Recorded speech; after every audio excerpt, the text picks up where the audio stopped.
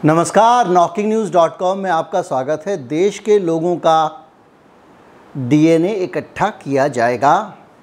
मेरा, आपका, सबका डीएनए निकाला जा सकता है और इस बार हमारे डीएनए को निकालने के लिए एक नया बहाना चुना गया है, एक नया तरीका बताया गया है, एक नई एक्सरसाइज बताई गई है।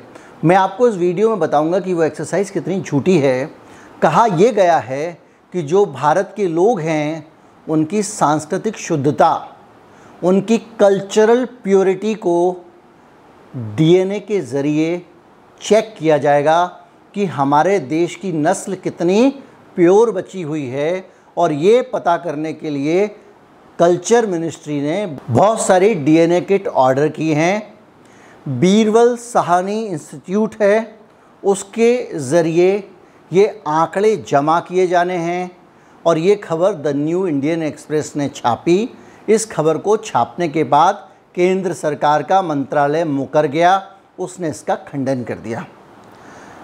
आज मैं इस खबर की बात करूंगा, इसके साथ साथ मैं आपको ये भी बताने की कोशिश करूंगा कि क्या डीएनए प्रोफाइलिंग से इस तरह की ऊटपटांग बातें पता की जा सकती हैं, और अगर नहीं की जा सकती हैं तो ये इतना सारा खर्चा करके ये जो डीएनए प्रोफाइलिंग की किट्स आप ऑर्डर कर रहे हैं, इसके पीछे दूसरा खेल क्या है जो आप सामने रख के नहीं चल रहे थे। कहीं मत जाइए, चैनल को सब्सक्राइब कर लीजिए। अगर आप हमारे चैनल को सपोर्ट करना चाहते हैं, एक क्यूआर कोड दिखाई देगा आपको स्क्रीन पर, उसको स्कैन करके आप भुगतान कर सकते हैं। इसके अलावा यूपीआई आईडी डिस्क्रिप्शन में मिलेगी, उसके ज़रिए भुगतान कर सकते हैं। और सबसे सरल तरीका है, एक दिल के निशान वाला थैंक्स बटन है वीडियो के नीचे, उसको आप क्लिक करें, यूट्यूब ने दिया हुआ है, और उसके ज़रिए आप अपनी इच्छा के अनुसार हमको भुगतान कर दें। मैं अभी हाजिर हुआ।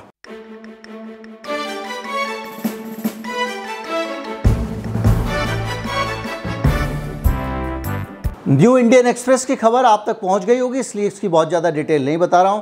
लेकिन उस खबर में ये कहा गया है कि ये जो डीएनए प्रोफाइलिंग किट्स ऑर्डर की जा रही हैं, इन किट्स को के ज़रिए देश में जो लगातार ये होता है कि भाई द्रविड़ियन पहले से थे, कोई कहता है आदिवासी पहले से थे, कोई कहता है कि साहब यहाँ के लोग पहले से, तो उसकी पूरी जांच करने के लिए तरह तरह के डीएनए टेस्ट किए जाएंगे। और इसके अंदर ये बताया गया है कि जो खासी हैं, आदिवासी हैं, उनके डीएनए को चेक करेंगे। इसके अलावा वहाँ अंडमान निकोबार की कुछ जनजातियों का चेक करेंगे। ऐसे बहुत पुरानी जनजातियों को निकाल के और हड़प्पा काल तक के डीएनए को पता लगाने की कोशिश की जाएगी कि इनके डीएनए में प्योरिटी कितनी है।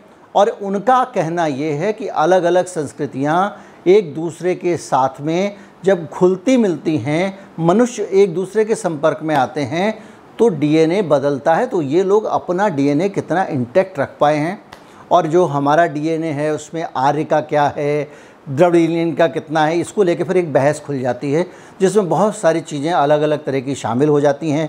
भारत के मूल निवासी कौन हैं, क्या मूल निवासी भारत के आदिवासी और दलित हैं, क्या आर्य ईरान से आए थे, या डॉक्टर रामविलास शर्मा जैसे हिस्टोरियन जो खुद वामपंथी इतिहासकार थे वो कहते नहीं, आर्य ईरान से नहीं आए थे। तो ये सारी चीज़ें जो हैं, इनका उत्तर इस डीएनए प्रोफाइलिंग से मिल सकता है, ऐसा संदेश देने की कोशिश की जा रही है, ऐसा समझाया जा रहा है। और हमारे यहाँ पे लोग कुछ साइंटिफिक शब्दों को सुन के कौवा कान उड़ा लेके कर देते हैं। उनको कुछ पता नहीं है कि डीएनए की अपनी सीमितता क्या है, उससे क्या पता लग सकता है, क्या पता नहीं लग सकता। लेकिन भाई लोग उसको लेके उड़ जाते हैं और उनको लगता है अब तो पक्का। और फिर एक मुहावरे में भी डीएनए शब्द इस्तेमाल होता है कि भारतीयों के डीएनए में तो गुस्सा है, तो लोगों को लगता है वही कुछ लिखा रहता होगा कहीं पे डीएनए। दरअसल डीएनए के ज़रिए इतनी असीम संभावनाएं नहीं हैं कि आप पता लगा सकें कि आपके बारे में बहुत सारी डीएनए में क्या है कि एक मैं आपको सिंपल तरीका बताता हूँ। बहुत ज़्यादा कुछ नहीं है, आपके जो गुणधर्म हैं उन गुण सूत्रों में संरक्षित रहते हैं, उनको आप मिलान कर सकते हैं। लेकिन वो किसी खास तरह का जो डीएनए फिंगरप्रिंट है, उस तरह का आदमी कुछ खास तरह का व्यवहार करेगा, ये डीएनए से पता नहीं लगाया जा सकता। अब मैं आपको एक पूरा रिसर्च बताता हूं जो बीबीसी ने किया था कुछ समय पहले, और इस रिसर्च के ज़रिए ये लगाने की कोशिश की गई थी कि ये जो डीएनए है इसके ज़रिए क्या पता लग सकता है, क्या पता नहीं लग सकता, और हम क्या डीएनए को लेकर गलत फहमी में रहते हैं। छोटी नस्लीय चीज़ों को भी आप अगर छोड़ दें तो मैं आपको बड़ी और व्यापक आँखों से दिखने वाले जो बदलाव होते हैं उनके बारे में भी बताऊं, तो ये साफ किया है इस रिसर्च ने कि गोरे और अश्वेत इनके बीच में भी डीएनए में कोई अंतर नहीं होता है। अश्वेतों का डीएनए और गोरे लोगों का डीएनए एक जैसा होता है। और जो शरीर में रंग का अंतर होता है वो सूरज की किरणों से बचाने के लिए, अब आप ऐसे समझिए कि आप छतरी लगा के घूमते हैं ना धूप से बचने के लिए, तो वो क्या करती हैं कि ऊपर से जो रोशनी आ रही है उस रोशनी को आपके शरीर तक नहीं पहुंचने देती है। कुछ लोग क्या करते हैं कि कुछ चादर ओढ़ लेते हैं। रेगिस्तान में बहुत सारे लोग कंबल ओढ़ते हैं तेज़ गर्मी में, ताकि बाहर की गर्मी का सीधा असर उनके शरीर पर ना पड़े। लेकिन जब ईश्वर, ऊपर वाला, कुदरत, भगवान, जो भी आप कहें, अल्लाह या खुदा या गॉड, वो जब आपका शरीर बनाता है तो आपको छतरी फिट करके तो ऊपर से भेजेगा नहीं, वो आपको अलग से कुछ कोटिंग लगा के तो भेजेगा नहीं। तो उसने क्या किया, एक चमत्कार किया। उसने चमत्कार ये किया कि जहाँ जिन जगहों पे लोगों के अंदर बहुत ज़्यादा सूरज का सीधे जिनके ऊपर हमला होता है, यानी जो धरती के गोलाई में जो बीच वाला हिस्सा है जिसको भूमध्य रेखा कहते हैं, उससे जो जितने पास लोग रहते हैं वहाँ पे धूप ज़्यादा पड़ती है, गर्मी ज़्यादा पड़ती है। तो कुदरत ने धीरे धीरे उनकी स्किन के अंदर एक छतरी फिट कर दी। एक काले रंग का पदार्थ उनकी स्किन में डाल दिया कुदरत ने, जिसको मेलेनिन कहते हैं, और वो पदार्थ आपके शरीर को नुकसान नहीं पहुंचाने देता, सूरज की किरणों को रोक लेता है। तो अब जो लोग उन जगहों पे ज़्यादा रहे हैं, कई पीढ़ियों से रह रहे हैं, 6 पीढ़ी से 8 पीढ़ी से, हम लोग भी निकल जाते हैं तो टैनिंग हो जाती है ना। अक्सर आपने देखा होगा लड़कियां आंख बंद करके, मुंह बंद करके, हिजाब नहीं, बगैर हिजाब के, और निकलती हैं गर्मियों में, ताकि उनके चेहरे का रंग धूप से डार्क ना हो जाए, मेलेनिन उनका डार्क ना हो जाए। उसी तरह से बचाने के लिए वो बनाया हुआ है ऊपर वाले ने, लेकिन उसको लोग नस्लों से जोड़ लेते हैं। तो ये रिसर्च में सामने आया कि इससे कोई फ़र्क नहीं पड़ता। ये अल्ट्रा वायलेट किरणों को सोखने के लिए, ताकि वो शरीर को हानि ना पहुंचा सकें, शरीर के अंदर एक छतरी लगा दी गई है। ऐसा मान लीजिए एक फिल्म लगा दी आपकी स्किन के ऊपर। तो अब क्या समझ में आया आपको कि गोरे और अश्वेत, श्वेत और अश्वेत दोनों वर्ण के लोगों के डीएनए में अंतर नहीं होता है। ये बाकायदा डीएनए की जांच करने के बाद में बताया गया है। इसके अलावा एक और चीज़ है जिसकी जांच हमारा ये संस्था कर रही है, और जिसकी जांच करने के लिए कल्चर मिनिस्ट्री ने पैसे दिए, डीएनए किट खरीद लो, और वो जांच है कि नस्लीय शुद्धता। ये रिसर्च कहता है कि नस्लीय शुद्धता जैसी कोई चीज़ धरती पे नहीं होती है, और ये एक हमने ही बना लिया है कि हम लोगों को अलग अलग खांचे में डालकर देखते हैं। और आनुवांशिक तौर पर यह सच है कि किसी भी राष्ट्र की आबादी में और नस्लों में बदलाव होते रहते हैं, नस्लें हमेशा एक जैसी नहीं रहती हैं। तो जो शुद्धता, नस्लों की शुद्धता वाली जो बात है, वो कम से कम डीएनए के ज़रिए आप नहीं पता कर सकते हैं। डॉक्टर रदरफोर्ड का एक बयान कोट किया गया है।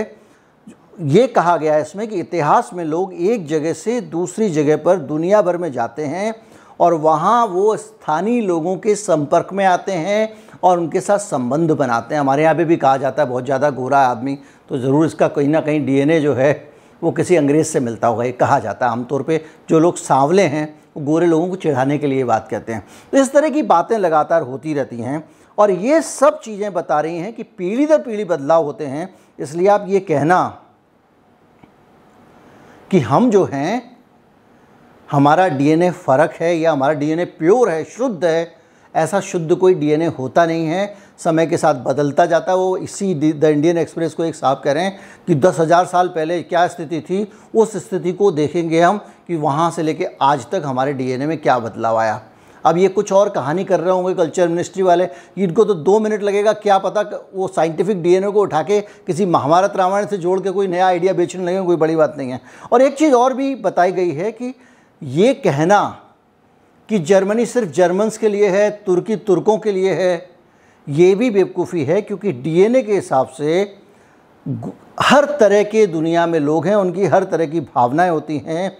और जर्मन के हनाऊ शहर में एक गोलीबारी की घटना का इसमें जिक्र किया गया है और उसमें कहा गया है कि वो गोलीबारी अति दक्षिणपंथी भावना से प्रेरित थी, जो प्रवासियों के प्रति नफरत रखती है। यानी बाहर से, जैसे हम भी तो कहते हैं रोहिंग्या आ गया, रोहिंग्या को ये करेंगे, फला करेंगे, या वहाँ पे यूक्रेन वाले शरणार्थी आ गए, ये पूरी दुनिया में होता है। लेकिन डीएनए के अंदर, हमारे शरीर के अंदर जो हमारी वंशानुगत डीएनए की जो कोडिंग है, उसके अंदर ऐसा कुछ नहीं होता है कि ये बाहर का है, ये इधर का है, और ये इटालियन है तो ये यहाँ का है तो यहाँ नहीं आना चाहिए, उसको वहाँ नहीं जाना चाहिए। इसलिए ये बकवास है। इसमें कहा गया कि जर्मनी, फ्रांस, तुर्की, इटली जैसे देशों में हमेशा से लोग आते रहे हैं।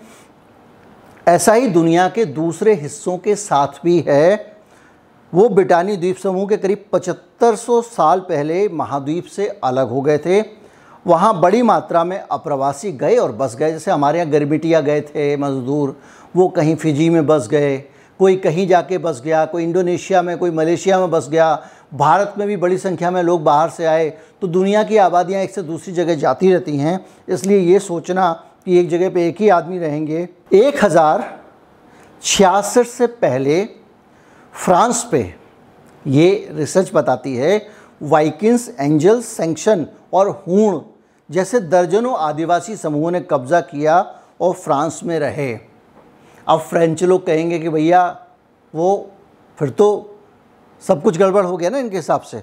ऐसे ही वो कह रहे हैं कि 4500 साल पहले ब्रिटेन में मुख्य तौर पर किसान रहते थे, जो यूरोप के दूसरे हिस्सों से आए थे, और ख़ास तौर पर नीदरलैंड और पूर्वी इंग्लिया में यह आवाजाही लगातार लगी रहती थी। वो कह रहे हैं कि डीएनए के आधार पर हम गोरे रंग, काले बाल और भूरी आँखों का अनुमान लगा सकते हैं, लेकिन पहले जब वो शिकारी हुआ करते थे तो उनका रंग कुछ और होता था, कुछ गहरा रंग होता था। समय के साथ में ये सब बदलता रहता है, इनका तथ्य है। तो ये सारी बातें मैंने इनके रिसर्च को मोटा मोटा आपको बताया। तो ये बताता है कि ये जो नस्लीय शुद्धता का खेल है, अब जब विज्ञान कह रहे हैं तो पूरी दुनिया का विज्ञान होता है, तो ये नस्लीय शुद्धता का खेल वाली बात कि हम नस्लीय शुद्धता चेक करेंगे भारत के लोगों की, ये तो उल्लू बनाएंगे मामला लग रहा है। ये मामला इतना सीधा नहीं है जितना कि समझा जा रहा है। डीएनए टेस्ट क्यों करेंगे, डीएनए सैंपलिंग क्यों करेंगे, डीएनए के अपने पास नमूने क्यों रखेंगे, ये ज़रूर सोचने वाली बात है। मैं अपने मन से कुछ कह दूं इसलिए रखेंगे उसलिए रखेंगे, उसका कोई मतलब नहीं है। लेकिन एक बात पक्का मान के चलिए कि सरकारें जो करती हैं वो कहती नहीं हैं, और जो कहती हैं वो करती नहीं हैं।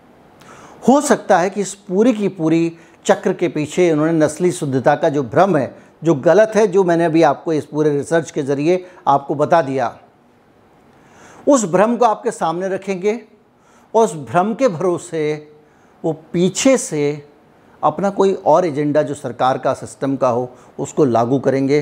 हो सकता है कि किसी भी प्रकार की चीज़ हो सकती है, मैं उस पर कोई कमेंट नहीं करना चाहूँगा। उम्मीद करता हूँ वीडियो आपको अच्छा लगा होगा। अगर हाँ, डीएनए पे मैंने एक बाकायदा डीएनए जांच के ऊपर एक वीडियो बनाया था, जिसमें इस तरह के मकसद जो सरकारों के होते हैं उसको एक्सप्लोर किया गया था। ज़रूर देख लीजिएगा, समय नहीं तो।